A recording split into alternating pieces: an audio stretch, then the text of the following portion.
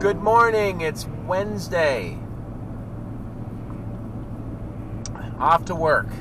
Trying to get to work about an hour earlier every day so I can get more done. What I'll probably do is just spend an extra hour checking my email, etc. I was thinking this morning about kind of introducing myself, letting you guys know who I am, basically give you my testimony, but I also have a thought about my testimony when it comes to giving your life to Christ and what that means and what we've been led to believe about, becoming a Christian.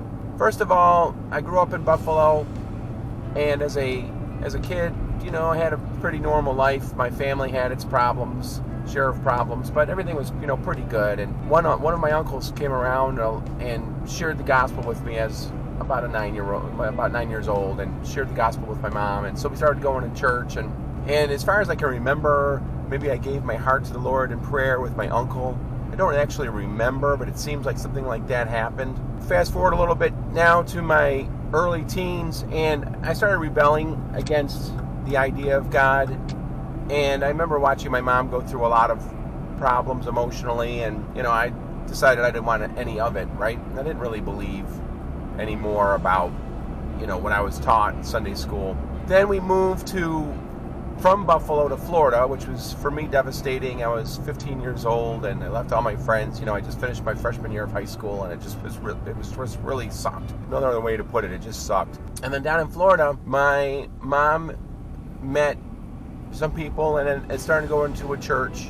And I wasn't really having it. I just didn't really have any interest in church. And in fact, I was pretty adamant that, I was done with this God thing. It was great to go as a kid, but my dad was also the same as me. He didn't really have any interest in church, and he fought against it, and he just did not like my mom going to church. And I knew the pastor of the church that my mom was going to, a real nice guy. And my sister was going too. So I have a sister, no other siblings. And my sister was going to church, my mom was going to church, my dad wasn't, and I wasn't. And then I come home from high school one day, and my dad's in the middle of the living room and he's crying. I'm like, what in the world is going on? And the pastor from this church, again, nice guy named Leonard, he says, your dad just gave his heart to the Lord. And I was like, what in the world? That's just stupid. Now I'm the odd man out. My sister's going to church, mom's going to church, and my dad becomes a Christian. All right, great. Well, my sister keeps inviting me to youth group activities. And I'm like, yeah, I'm not interested in you, I'm not interested in hanging out with you and your friends and your Christian friends. My sister's younger, by the way.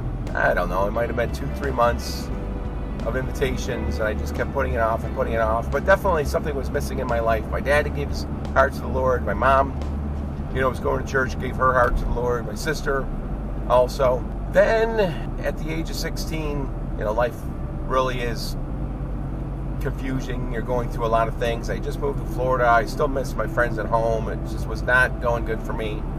And I was empty, and I knew something was missing. So my sister invited me to another activity. It was roller skating, I remember. And I said, sure, I'll go to roller skating. So my attitude changed, my heart softened, and I went to roller skating.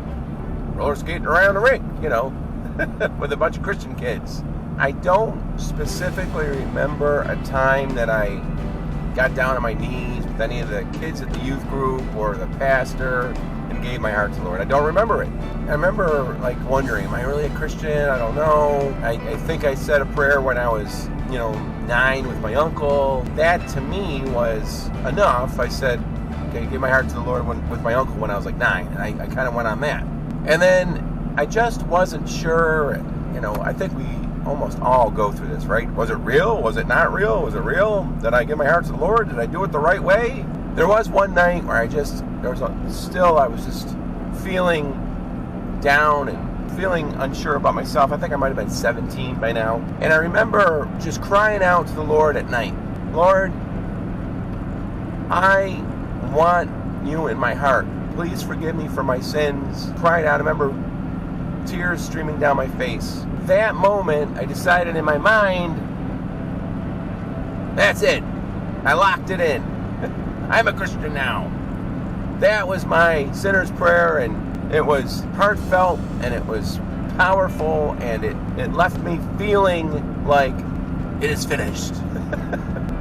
Well, I've thought about that night a lot, and salvation and the prayer and the moment. I hear many testimonies of people who struggled with drugs or alcohol, or they lived really rebellious lifestyles, and they have these moments, and there's this almost like movie scene sort of scenario that plays out as they give their heart to the Lord, and there are people in a circle and hugging them, or people that are at some sort of Christian concert or some sort of big church, and they go forward, and there's this moment, and it's just an angel sing, and the trumpets sound, and they become a Christian, and I'm like, I never had that.